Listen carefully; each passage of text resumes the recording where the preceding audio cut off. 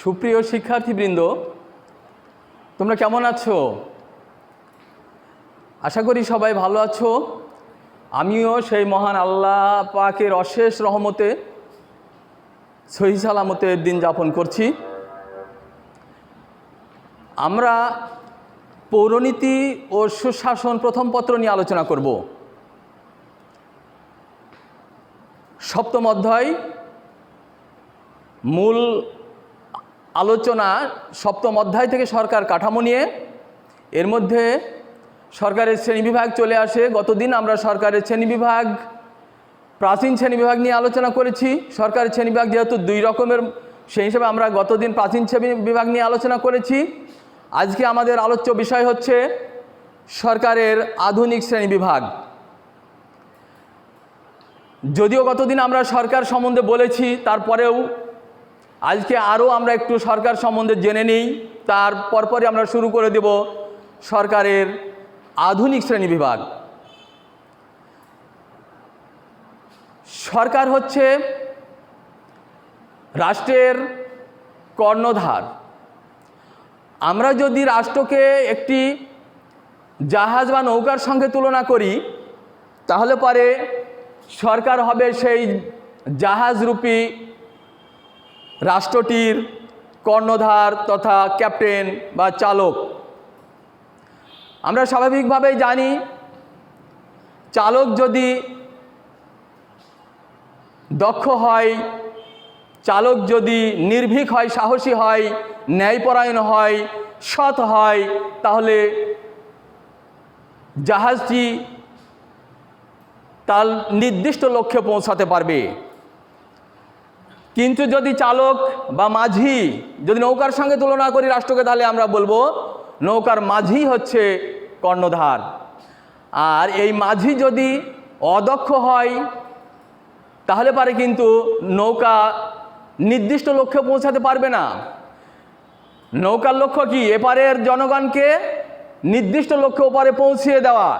মাঝি যদি দুর্বল হয়, সেই মাঝি মাঝপথেই নৌকাটাকে নিয়ন্ত্রণ হারিয়ে ফেলবে এবং মাঝপথেই নৌকা ডুবে যাবে, তার লক্ষ্যে নৌকা পৌঁছাতে পারলো না। এখানে দায়ী কে? নৌকা না মাঝি? অবশ্যই মাঝি এখানে দায়ী, কেননা মাঝি হচ্ছে ভীতু, দুর্বল মাঝি।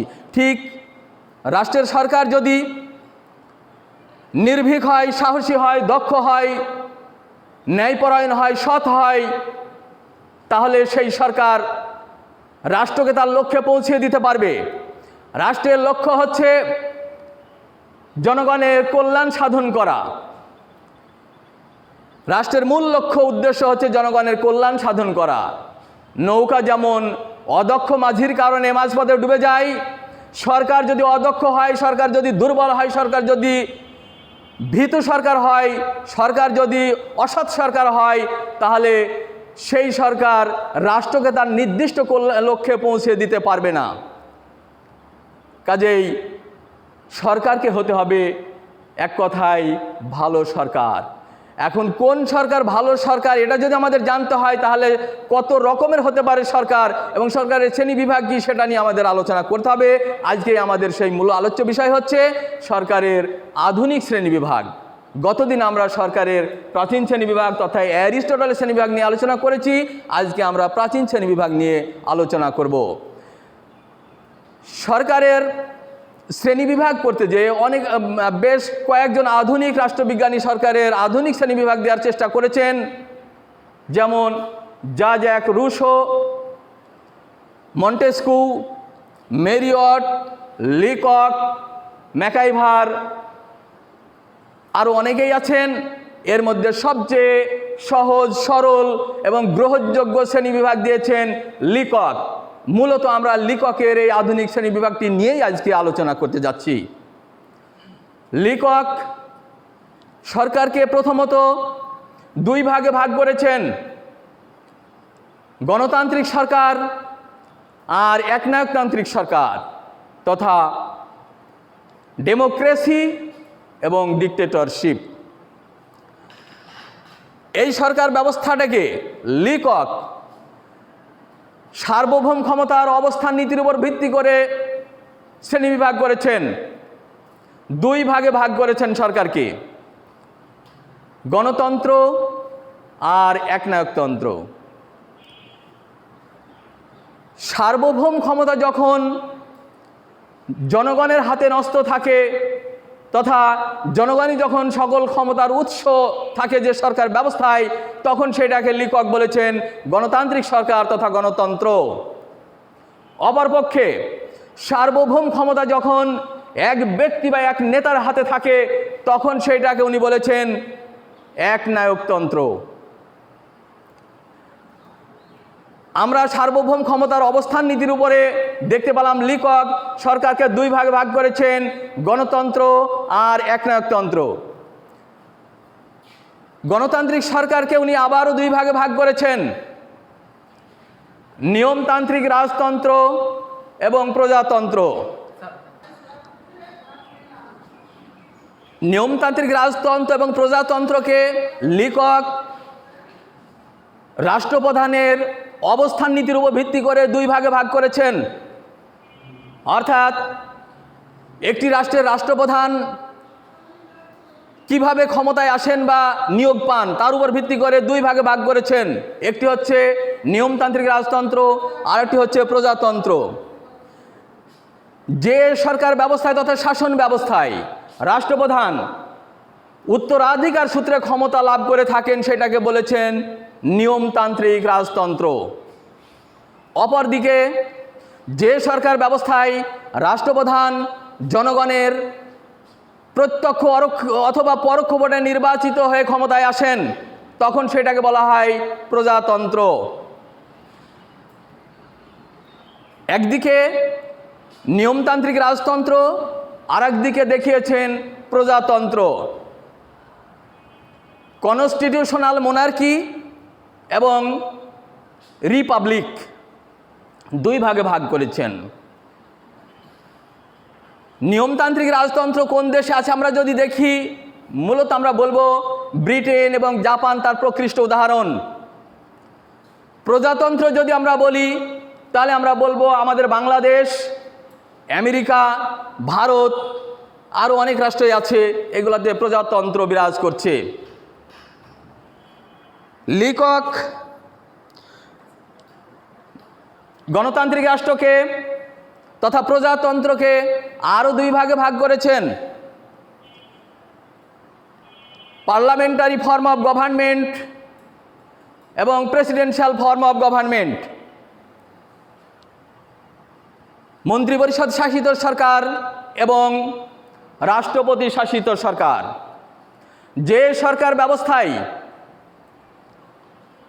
শাসন বিভাগ তাদের যাবতীয় কাজের জন্য আইন বিভাগের কাছে দায়ী থাকে তথা শাসন বিভাগ তথা মন্ত্রিসভা তাদের যাবতীয় কাজের জন্য আইন বিভাগের কাছে জবাবদিহি করতে বাধ্য থাকে, এমনই একটা সরকার ব্যবস্থাকে বলা হয় মন্ত্রিপরিষদ শাসিত সরকার।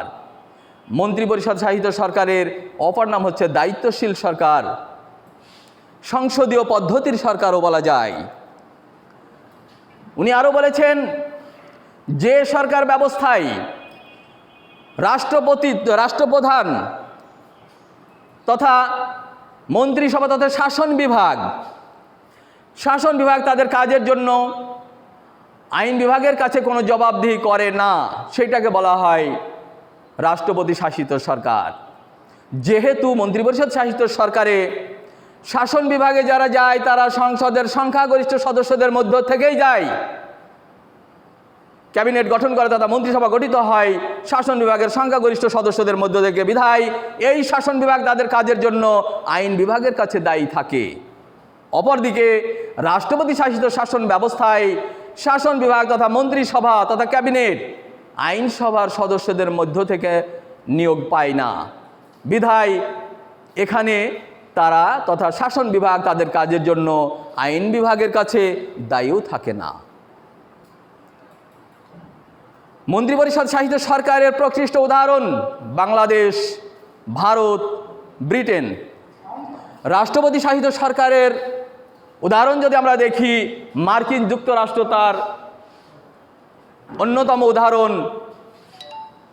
আর অন্যান্য দেশে আছে, তবে আমরা মার্কিন যুক্তরাষ্ট্রের সবচেয়ে রাষ্ট্রপতি শাসিত সরকার বেশ ভালোভাবে বিরাজ করছে আমরা দেখতে পাচ্ছি, যার জন্য আমরা মার্কিন যুক্তরাষ্ট্রের কথা বলতে পারি যে সেখানে রাষ্ট্রপতি শাসিত সরকার আছে। লিকক রাষ্ট্রপতি শাসিত সরকার এবং মন্ত্রিপরিষদ শাসিত সরকার উভয় সরকারকে আরও দুই ভাগে ভাগ করেছেন, ফেডারেল গভর্নমেন্ট এবং ইউনিটারি গভর্নমেন্ট।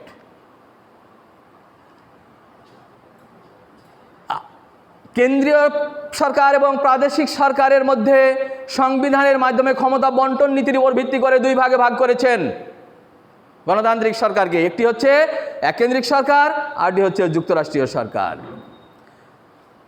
যে সরকার ব্যবস্থায় একটি মাত্র কেন্দ্রীয় সরকার থাকে এবং সমস্ত ক্ষমতা কেন্দ্রীয় সরকারের হাতেই ন্যস্ত থাকে, সেটাকে বলা হয় এককেন্দ্রিক সরকার। অবশ্য কেন্দ্রীয় সরকার প্রয়োজন বা ইচ্ছা পোষণ করলে অঙ্গরাজ্যগুলোকে এজেন্ট হিসাবে দায়িত্ব নিতে পারেন বা দিতে পারেন। অপরদিকে যে শাসন ব্যবস্থায় একটি মাত্র কেন্দ্রীয় সরকার থাকে এবং একাধিক প্রাদেশিক সরকার থাকে, সংবিধানের মাধ্যমে কেন্দ্র এবং প্রদেশের মধ্যে ক্ষমতা এমনভাবে বন্টন করে দেওয়া হয় যাতে কেউ কারো ক্ষমতায় হস্তক্ষেপ করতে না পারে, এমনই একটা সরকার ব্যবস্থাকে বলা হয় যুক্তরাষ্ট্রীয় সরকার। যুক্তরাষ্ট্রীয় সরকার এবং এককেন্দ্রিক সরকার। তাহলে আমরা লিকক যে সরকারের আধুনিক শ্রেণীবিভাগ করেছেন সেটা আমরা সংক্ষেপে আজকে আলোচনা করলাম। অবশ্য মন্ত্রিপরিষদ শাসিত সরকার এবং রাষ্ট্রপতি শাসিত সরকার কিসের ভিত্তিতে উনি দেখিয়েছেন সেটা বলা হয়নি, আমি বলে দিচ্ছি।